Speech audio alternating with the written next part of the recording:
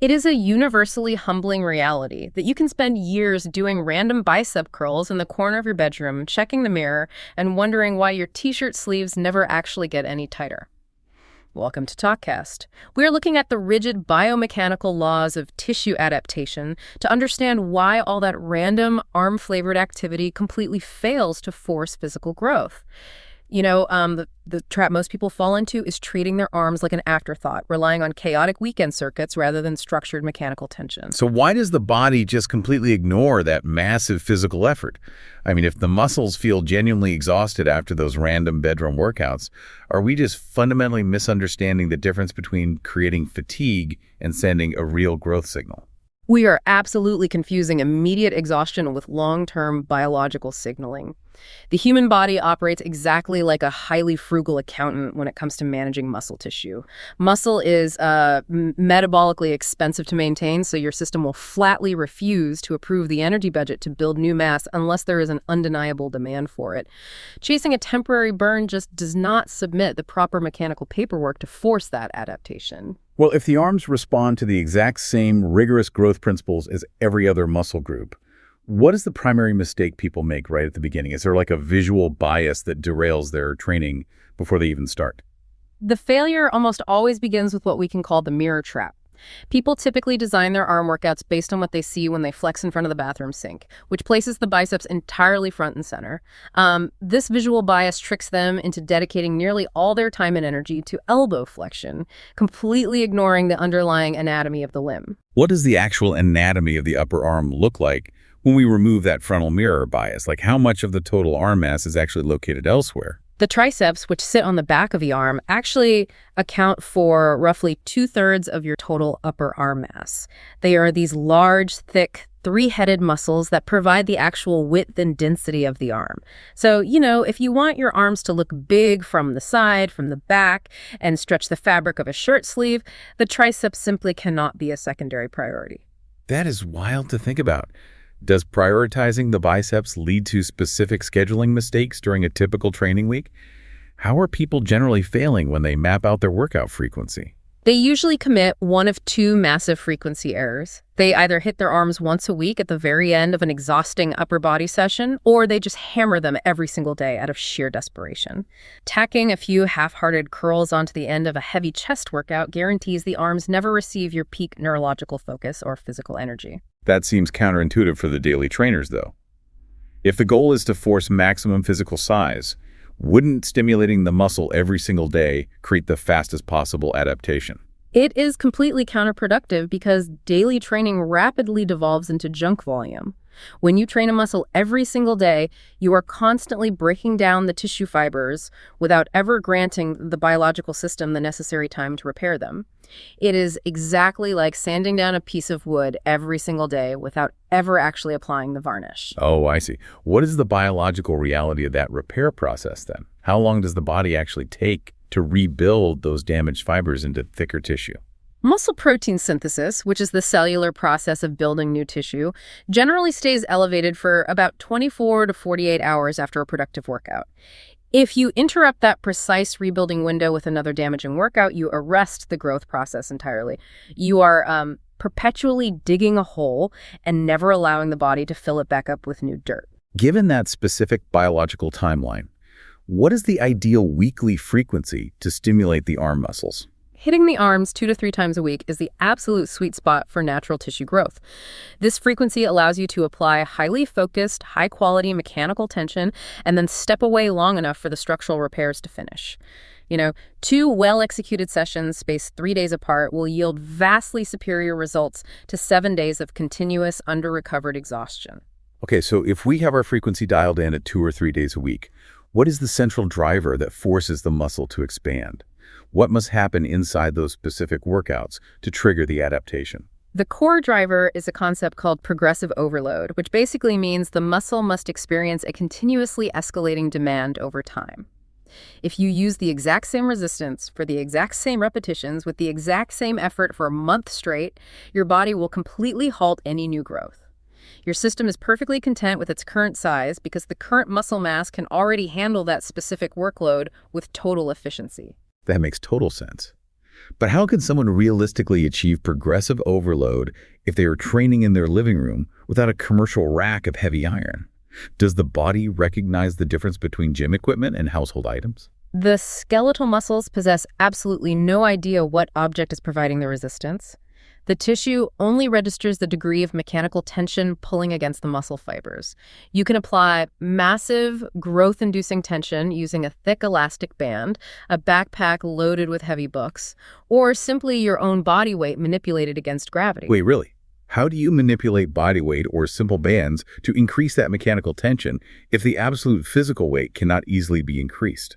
You can significantly escalate the tension by manipulating the tempo of the movement, particularly by slowing down the lowering phase. You can also enforce a deliberate pause in the most stretched position of the exercise, which removes all momentum. Both of those techniques force the muscle fibers to handle the entire burden of the load, making a supposedly lightweight feel structurally devastating. Does slowing down the lowering phase directly alter the physical stress on the muscle fibers? Like, what is happening on a microscopic level when we resist gravity on the way down? The lowering phase, known as the eccentric contraction, actually causes the highest degree of micro-tearing within the muscle fibers. When you resist gravity slowly, the physical structures inside the cell are forcefully pulled apart while trying to maintain their grip. Controlling that descent maximizes the exact type of physical damage that signals the body to rebuild the tissue thicker and stronger. Is there a point where slowing down the repetition becomes entirely counterproductive?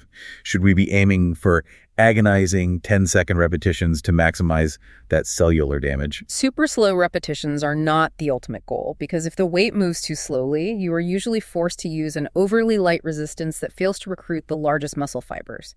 The goal is simply strict control, meaning a 2 to 3 second descent where momentum is completely eliminated.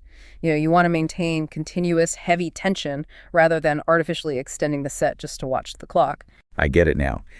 If the tension and tempo are highly controlled, do we need to push the muscle to complete physical failure to guarantee the growth signal is sent? Absolutely. Agonizing muscular failure is not strictly required, but you must take the set very close to that limit.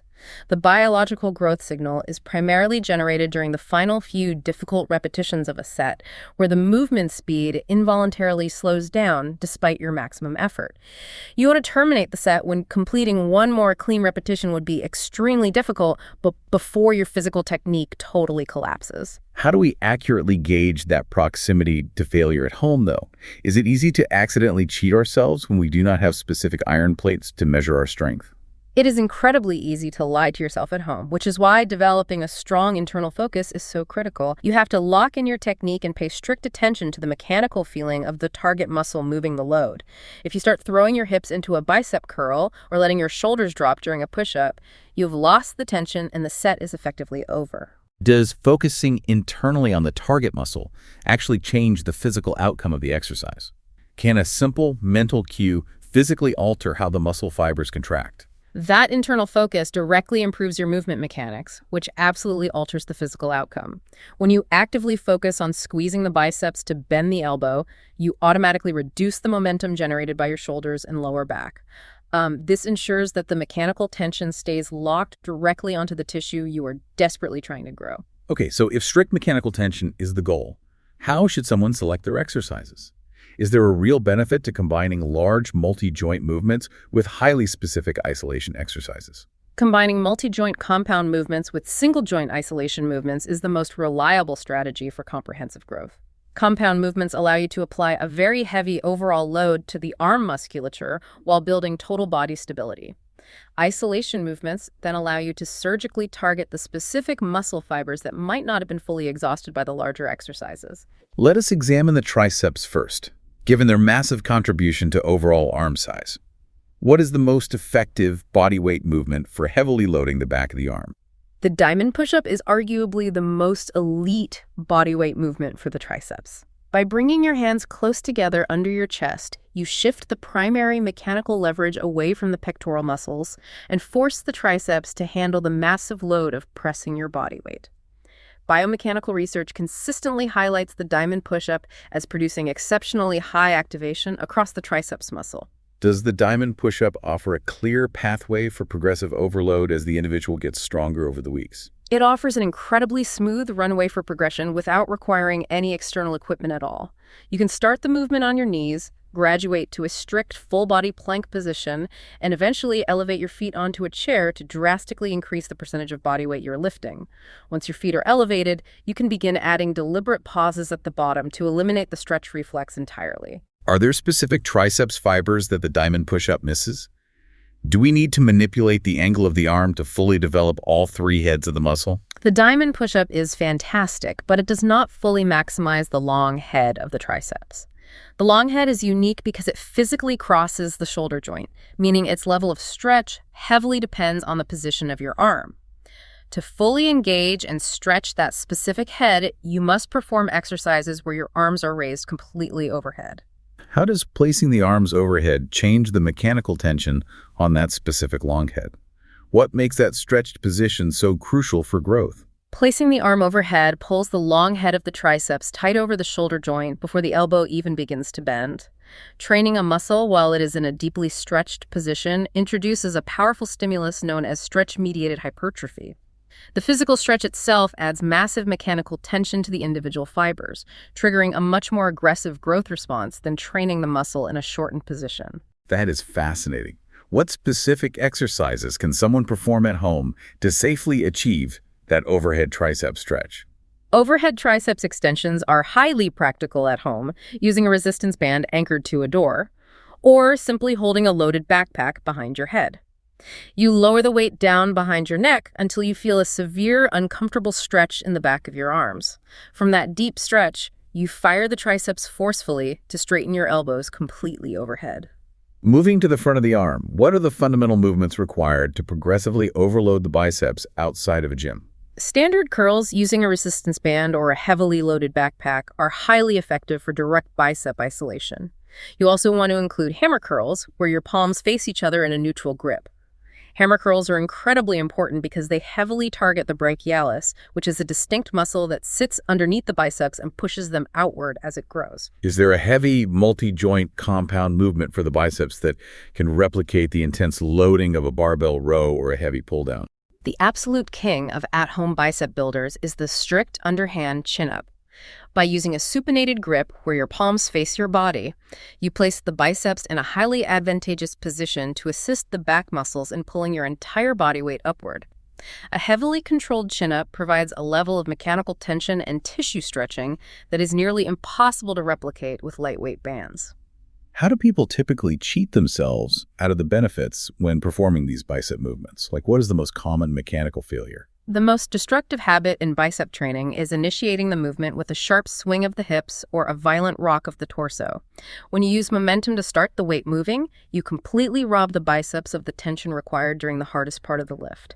A proper repetition must start from a dead stop, utilizing only the elbow flexors to move the resistance. And if anyone wants a highly structured layout of these exact mechanics, there is a 1-month arm plan linked in the description that maps this all out naturally. That sounds super helpful. How do we organize these specific triceps and bicep exercises into a concrete weekly schedule? How many hard sets does the body actually require to begin adapting? Current programming science suggests that targeting roughly 10 hard sets per muscle group per week is a highly effective threshold for hypertrophy. To hit that number efficiently, you split the workload across 2 primary sessions, such as a Monday and a Thursday workout. This allows you to perform 5 high-quality sets for the biceps and 5 for the triceps in each session without degrading into complete exhaustion. What specific repetition range should those 10 hard sets fall into if the individual is just using home equipment? The vast majority of your sets should land securely in the 8 to 15 repetition range. This bracket is heavy enough to recruit the largest muscle fibers, but light enough to prevent excessive strain on the elbow and wrist joints. However, if you only have a very light resistance band, pushing the sets up to 20 or 25 repetitions is perfectly fine, as long as the final repetitions remain genuinely difficult. Okay, let us trace the timeline of a structured 30-day block. What is the exact goal of the very first week of this program? Week 1 is purely an intelligence-gathering mission to establish your mechanical baseline. Your sole objective is to perform the exercises with flawless, rigid technique, stopping each set just 1 or 2 repetitions shy of physical failure. You must meticulously write down the exact exercises, the resistance used, and the precise number of repetitions completed in a logbook. Why is establishing that baseline so critical? Could someone simply train by feel and push themselves based on their energy levels each day? Training purely by feel is exactly how people spend 3 years looking identical to the day they started. Without a written baseline, you have absolutely no mathematical proof that progressive overload is actually occurring. The logbook serves as an objective, undeniable contract that tells you exactly what demands your body has successfully adapted to. That makes a lot of sense. When we transition into week 2, how do we use that logbook to actively force the tissue to adapt? What is the specific assignment? Your assignment in week 2 is to open the logbook, look at the numbers from the previous week, and ruthlessly add just one single repetition to at least a few of your sets. If you hit 12 diamond push-ups on your first set last week, you must fight for 13 reps this week with the exact same form. It is an unglamorous, microscopic improvement, but that tiny escalation is the exact mathematical mechanism of physical growth. What happens during week 3 if the individual has successfully reached the absolute maximum of their repetition range? How do they force an adaptation without just doing endless repetitions? Week 3 is the moment you must escalate the absolute difficulty of the movement itself. If you're easily hitting 15 repetitions on your push-ups, you elevate your feet onto a box, or you enforce a strict 3-second lowering phase on every single repetition. You make the exercise structurally harder so the rep count naturally drops back down to 8 or 10, and the entire progression cycle begins again. Is week 3 an appropriate time to add a third workout day if the person feels highly motivated and wants to accelerate their results? You only add a short third session if your localized soreness completely vanishes between workouts and your sleep is truly spectacular. Adding a third day of mechanical damage when your elbows are aching and your sleep is poor is catastrophic. You are simply expanding the depth of your recovery deficit, ensuring the body spends all its energy surviving rather than building. Wow, okay. When we finally reach week 4, is this the moment to introduce completely new exercises to prevent the muscles from adapting too efficiently to the routine? That desire to constantly entertain yourself is the exact reason most home workout plans fail completely. Week 4 requires immense psychological discipline because you must keep the exact same exercises and fight to beat your logbook numbers yet again. Changing the exercises now completely destroys your ability to measure your progression because you are altering the testing variables right before the results materialize. Why is the concept of muscle confusion considered a myth? Doesn't the tissue need novel angles to prevent stagnation? Muscle tissue lacks the cognitive capacity to feel confused. It only understands biological tension and physical load. Changing exercises every 3 weeks prevents your nervous system from ever mastering a movement, meaning you are constantly building skill rather than building raw tissue. You force growth by mastering a few specific movements and then making them undeniably heavier and harder over a long period. How should the individual physically measure their progress during this month to ensure the logbook numbers are actually translating to arm size? You must measure the upper arm under strict, perfectly relaxed conditions before you ever touch a weight. Measuring your arms while they are heavily pumped with blood immediately after a workout provides a completely fabricated number that vanishes in 2 hours. You should take a relaxed circumference measurement and a simple photograph in consistent lighting once a week to track the genuine resting tissue mass. If the individual executes the training and tracking perfectly, but completely neglects their nutritional environment, will the mechanical tension still force the muscle to grow? If you ignore the nutritional environment, the body will flatly refuse the adaptation because you have denied it the raw physical materials required to build the tissue. You can send the mechanical signal perfectly, but building muscle requires a net positive balance of energy and amino acids. If you are existing in a steep caloric deficit, the body will prioritize basic survival functions over building expensive new arm mass. Do people need to enter a massive caloric surplus and eat indiscriminately to provide enough energy for this adaptation? Massive, cartoonish, bulking phases are completely unnecessary and almost exclusively result in rapid, unwanted fat gain. Muscle tissue actually synthesizes quite slowly, so a very slight caloric surplus is more than enough to fuel the machinery. You simply need enough daily food to perform the workouts fiercely, recover fully, and allow your body weight to remain highly stable or drift up microscopically. Within that caloric intake, exactly how much protein is biologically required to physically construct new muscle fibers? The scientific consensus for individuals actively seeking muscle hypertrophy lands firmly between 1.4 and 2 grams of protein per kilogram of body weight each day. This provides a robust pool of circulating amino acids for the body to draw upon when it initiates the repair process. Consistently missing this target leaves the muscles in a state of continuous breakdown with no structural reinforcement. Does the specific timing of that protein intake matter? Or can someone simply eat one massive protein meal at the end of the day to hit their target? You cannot efficiently process a massive daily dose of protein in a single sitting because muscle protein synthesis responds best to steady, repeated elevations of amino acids. You want to distribute that intake across 3 or 4 solid meals throughout the day, ensuring each meal contains roughly 20 to 40 grams of high-quality protein. This strategy consistently trips the biological trigger, specifically a mechanism called the leucine threshold, which restarts the rebuilding process every few hours. Can this required protein distribution be accomplished using normal household groceries, or are specialized protein supplements mandatory for optimal growth? You can achieve phenomenal results using entirely normal, boring groceries like eggs, chicken, tofu, lean beef, and yogurt. Specialized protein powders are nothing more than highly convenient, heavily marketed portable food. They offer zero biological advantage over chewing a piece of actual food, so they should only be used if your schedule prevents you from eating a proper meal. Beyond protein, how does basic cellular hydration directly impact the physical capability to train hard and build tissue? Hydration operates on multiple critical levels, beginning with simple joint lubrication and the overall elasticity of the muscle fascia. More importantly, fluid balance dictates cellular swelling, which is a key mechanical signal for protein synthesis. If you train in a state of mild dehydration, your power output drops significantly, your perceived exertion skyrockets, and your cells lack the fluid volume necessary to optimize the growth environment. How does the quality of sleep alter this biological environment? Is poor sleep merely a psychological barrier, or does it interrupt the actual chemical process of tissue repair? Poor sleep aggressively sabotages the chemical environment required for adaptation. Sleep deprivation drastically lowers your testosterone and growth hormone output while simultaneously spiking cortisol, which is a highly catabolic stress hormone that actively breaks down muscle tissue. You are essentially demanding that your body constructs an expensive new building while simultaneously firing all the construction workers and setting the blueprints on fire. That is a great analogy.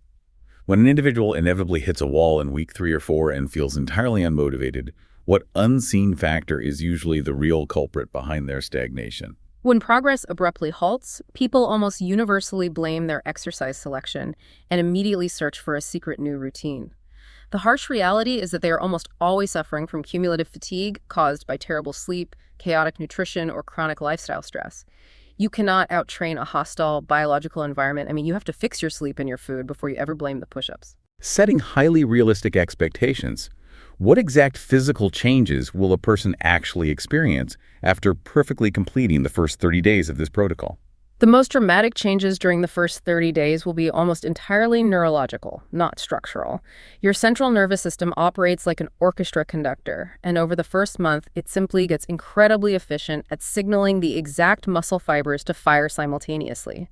You will become measurably stronger, your repetitions will look phenomenally smooth, and your mechanical control will be absolute, but massive structural tissue takes longer. If the first month is dominated by neurological efficiency, how long does it take for the actual structural thickness of the triceps to become undeniable? You generally need about 6 solid weeks of disciplined, progressive tension before the physical cross-sectional area of the muscle definitively increases on a tape measure. Achieving the ultimate goal of having noticeably thicker arms in a fully relaxed state, where your sleeves fit differently during normal daily activities, requires a sustained timeline measured in many months. The first 30 days simply build the unshakable foundation required for that long-term physical reality. Given that extended timeline for permanent structural growth, what is the single most important psychological adjustment someone needs to make today? You must completely abandon the desire for instant physical gratification and embrace the unglamorous reality of repetitive hard work. Stop entirely ignoring your triceps, stop randomly changing your exercises whenever you feel bored, and stop treating high-quality sleep as a luxury. You have to commit to executing the basic mechanics perfectly, beating your logbook incrementally, and allowing the biological process the time it requires. If we distill this entire biological and mechanical process down to one final mandate, what is the ultimate rule for forcing the arms to grow? Pick a handful of excellent movements, execute them with ferocious control 2 or 3 times a week, and relentlessly provide the food and sleep required to recover. Growth is not a mystery, it is simply the biological consequence of demanding more from your body than it can currently handle and then giving it no choice but to adapt. Thanks for listening to TalkKast.